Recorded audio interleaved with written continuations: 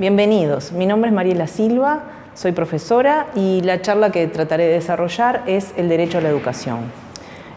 Para eso trabajaré un poquito con los antecedentes sobre el tema, también el marco teórico y plantearé un poco la evolución que ha tenido Uruguay a través de lo que han sido primero el concepto de tolerancia, adecuaciones curriculares y finalizaré con el concepto de DUA. Bien. Si pensamos en los antecedentes sobre este tema, lo más importante es destacar que el tema de inclusión-exclusión es complejo. Y esta complejidad se parte incluso de cuando nos ponemos a pensar cuándo surge la idea de justamente considerar una educación para personas con necesidades educativas especiales. Y no es tan lejano en el tiempo. Recién en 1974 aparece el Comité de Investigación para estudiar las prestaciones educativas en favor de los niños y jóvenes con deficiencias en Inglaterra, Escocia y Gales. Estamos hablando que recién en 1978 se da el primer informe, llamado el informe Warnock, en el cual se plantea por primera vez la importancia de educar a todos los niños y considerar que ningún niño será considerado como ineducable. Y se mencionan las necesidades educativas especiales. Si lo pensamos a nivel temporal, es muy cercano a nuestra época, ¿verdad?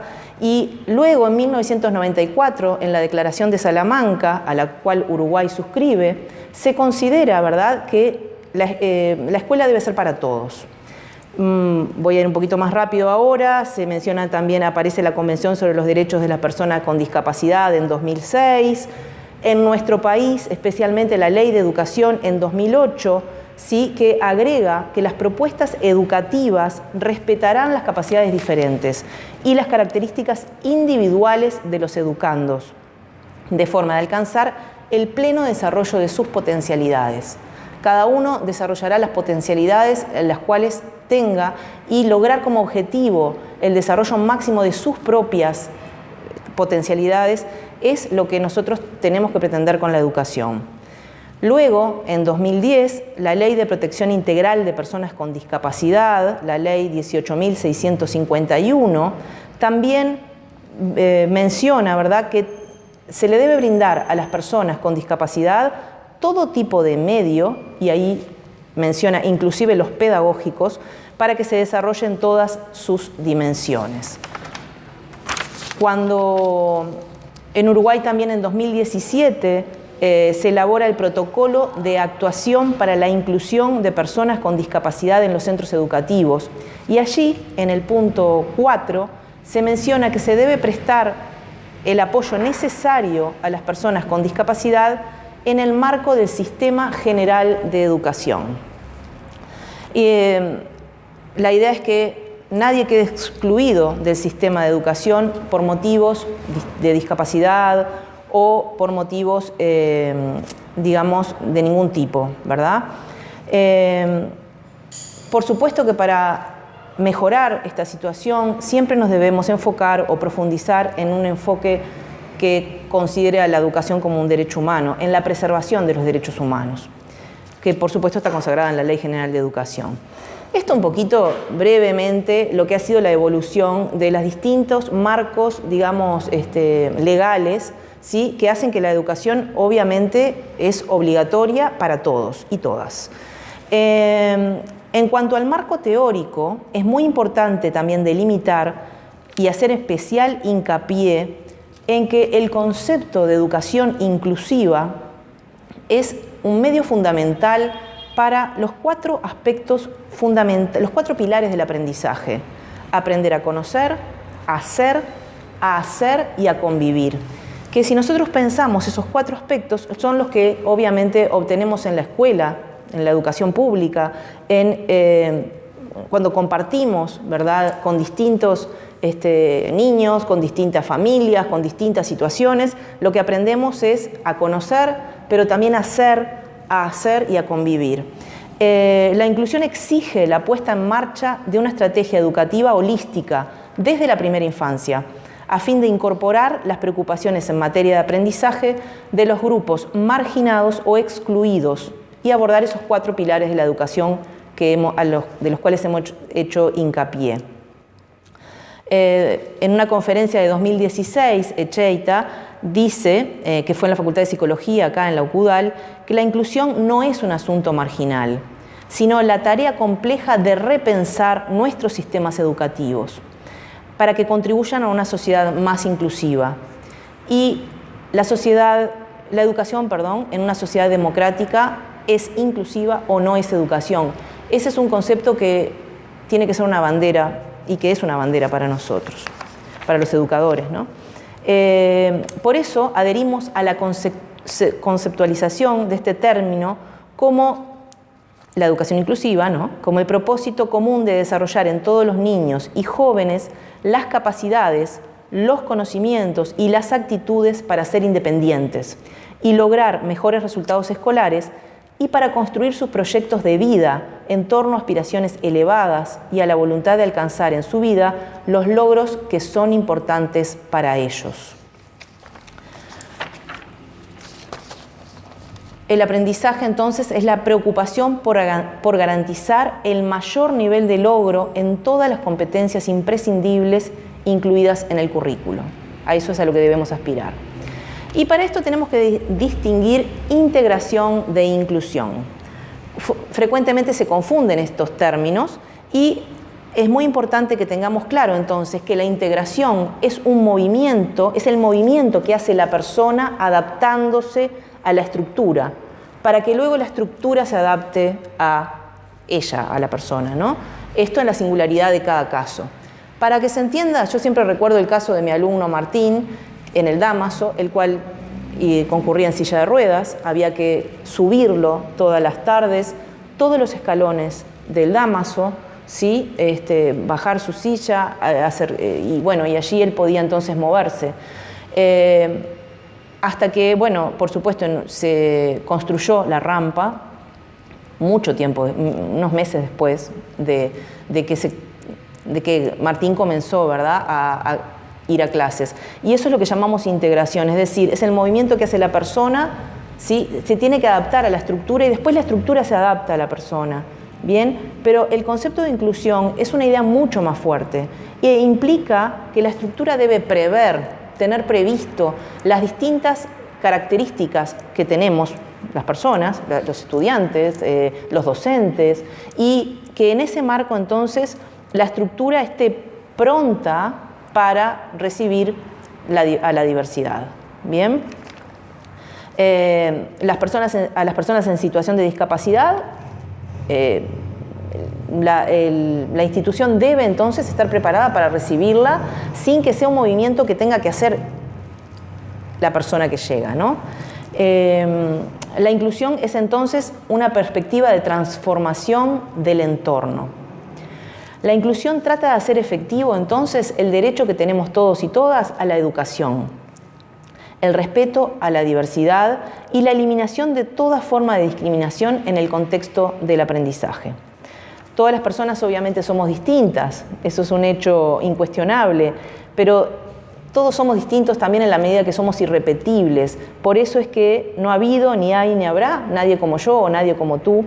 Y de ese modo, en este vivir y en este transitar en el mundo, cada cual debe hacer entonces acopio de su propia mochila para emprender la marcha y la brújula con la que orientarse. Y el sistema educativo debe entonces reconocer y aceptar y estar preparado para aceptar nuestras diferencias. La inclusión es un sistema de educación que reconoce el derecho de todos los niños y todas las niñas y jóvenes también a compartir un entorno educativo común en el que seamos todos y todas valorados por igual, con independencia de las diferencias percibidas en cuanto a etnia, a sexo, a clase social o estilos de aprendizaje. Inclusión significa que todos somos respetables en nuestra diversidad. Y lo importante es que entonces no se trata de igualdad, sino de equidad, ¿sí? Se reconoce la inclusión educativa como orientadora de las políticas y de las prácticas educativas, o se debería de reconocer, ¿no?, a la inclusión como orientadora. Es a la vez un principio y un proceso en el que se debe prestar atención a una amplia gama de medidas relativas, entre otras, a los planes de estudio, a la índole de la enseñanza y a la calidad del contexto de aprendizaje. En secundaria, en Uruguay, se ha producido un proceso de cambio desde lo que sería institucionalmente reconocido como el concepto de tolerancia frente al aprendizaje por el de adecuación curricular para el aprendizaje. Desde septiembre de 2014, a través de la circular 3224, el CES se propuso un cambio fundamental en la forma de acompañar a los estudiantes que por alguna razón presenten dificultades para aprender. En esta circular se establece que los docentes debemos realizar adecuaciones curriculares. Todo estudiante que presente fragilidades para el aprendizaje tiene derecho a recibir una enseñanza acorde a sus posibilidades y fortalezas y, por lo tanto, una educación que logre eliminar las barreras para el ejercicio de su derecho a la educación, que obviamente es aprender. Cuando nosotros, antes de 2014, hablábamos de tolerancias, el concepto de tolerancia es un concepto que es muy vidrioso y que a su vez etiqueta al alumno, ¿verdad? Yo tengo tolerancia. Y esa función de la palabra, ¿no? Esa palabra tolerancia, que en realidad es un concepto mucho más amplio que ese de etiquetar a alguien con el yo tengo tolerancia. Y también lo he visto a lo largo de mi proceso de docente, cómo los alumnos no entendían el concepto. ¿Qué es tolerar, verdad? ¿Qué es tolerar? Y por eso es que me parece muy acertado este cambio, ¿verdad? Y obviamente esta evolución que va teniendo, ¿sí?, entre lo que va a ser, lo que era tolerancia, adecuaciones curriculares y lo que actualmente va a ser entonces el DUA, ¿sí?, el diseño universal del aprendizaje. Este cambio entonces ha sido impulsado por el Departamento Integral del Estudiante del Consejo de Educación Secundaria y esta sustitución conceptual modifica la consideración del estudiante y sus posibilidades para el aprendizaje, pasando de considerarlo con dificultades a considerarlo como portador de formas heterogéneas para la construcción del aprendizaje. Cada uno va a tener una forma distinta de aprender y es importante entonces tener en cuenta estas diferentes formas de construcción del aprendizaje. No todos aprendemos del mismo modo, por eso para algunos estudiantes son necesarias las adecuaciones curriculares. Y acá entonces nos podemos preguntar, ¿y qué es una adecuación curricular, verdad? Las adecuaciones curriculares consisten en una secuencia de acciones sobre un currículum diseñado para una determinada población que conducen a la modificación de alguno o todos sus elementos. Es decir, yo puedo modificar en una adecuación curricular el qué enseño, el cómo lo enseño, y el cómo y el cuándo, y la evaluación o la evaluación, ¿verdad? Son como las tres posibles modificaciones. Esto se trata entonces de singularizar y contextualizar la propuesta pedagógica. Sobre todo de aquellos estudiantes que están limitados por las barreras para el aprendizaje y la participación.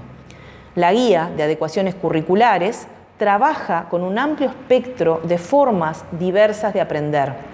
Es muy interesante leer la guía de adecuaciones y ver cómo se nos aconseja o se nos guía en cómo atender las distintas posibilidades entonces de adecuar curricularmente el aprendizaje, tanto la enseñanza como el cómo y cuándo o la evaluación. Hablando hace unos años con Gabriela Garibaldi, quien era la responsable del DIE, ella definía, me aclaraba, que las adecuaciones curriculares son todas las modificaciones que se realizan para que un estudiante pueda aprender. A lo largo del tiempo hemos simplificado, decía Gabriela Garibaldi, hemos visto que hay tres dimensiones que podemos modificar. Una es el modo de enseñar, otra el contenido y otra la evaluación. Cuando existía ese concepto de tolerancia, muchas veces lo que hacíamos era modificar la evaluación y sentíamos que tolerábamos que un alumno tuviera una dificultad y en la evaluación tolerábamos eso, ¿verdad? Ahora el concepto es absolutamente distinto y se trata entonces de adecuar el aprendizaje y la evaluación también, si es necesaria. A veces el adolescente o el estudiante no necesita una adecuación significativa, sino solo de acceso, de cómo accede al aprendizaje.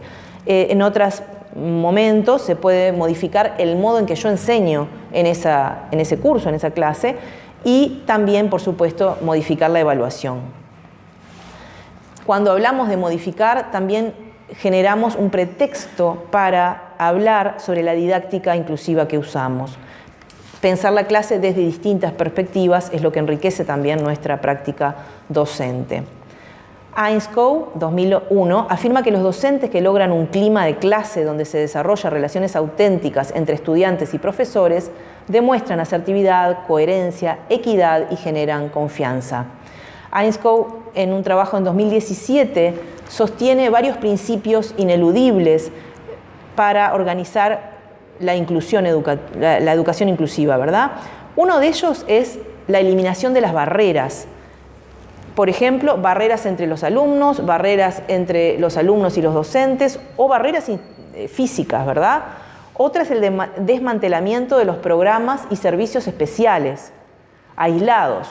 Nosotros no vivimos aislados en la sociedad y si educamos a grupos de forma aislada, eso también nos hace, no nos hace conocer, no nos hace comprender, no nos hace evolucionar como personas. La sociedad no es un recorte, en la sociedad estamos todos y todas, y en la educación debe suceder lo mismo. Y como punto C, que destaca Ainscow en ese trabajo, menciona el desarrollo de enfoques pedagógicos que permitan a los alumnos aprender juntos y no separados. En la guía para la evaluación y mejora de la educación inclusiva, aparece entonces el concepto de barreras para el aprendizaje y la participación y se destaca entonces ese concepto como las dificultades para que el alumno encuentra como un modelo respecto a las dificultades de aprendizaje y a la discapacidad. En realidad, no es que el alumno o el estudiante tenga dificultades, necesidades educativas especiales, sino que en la sociedad o en el centro educativo hay barreras para que ese alumno desarrolle sus propias capacidades.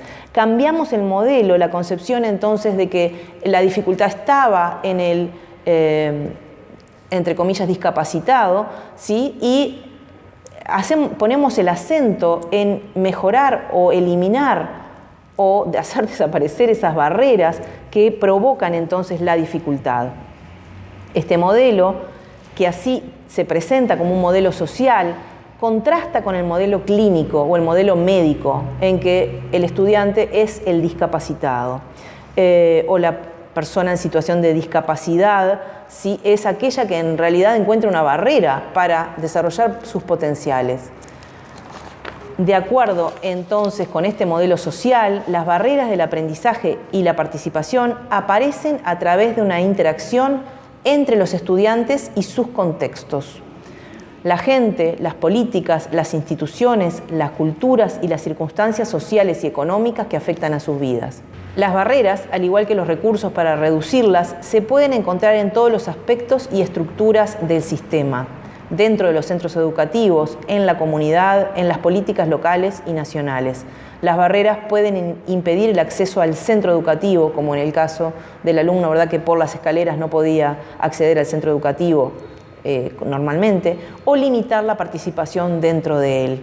Por todo lo anterior, la inclusión está relacionada con la tarea de llevar a cabo un exhaustivo análisis de todas las formas a través de las cuales los centros escolares pueden marginar o excluir al alumnado más vulnerable.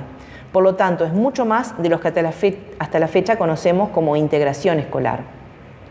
Al mismo tiempo, ha de decirse que la inclusión no tiene que ver solamente con el alumnado, sino también con el personal docente y el resto de los miembros de la comunidad educativa. Y finalmente, que la educación inclusiva es o debería ser un aspecto de una sociedad igualmente inclusiva.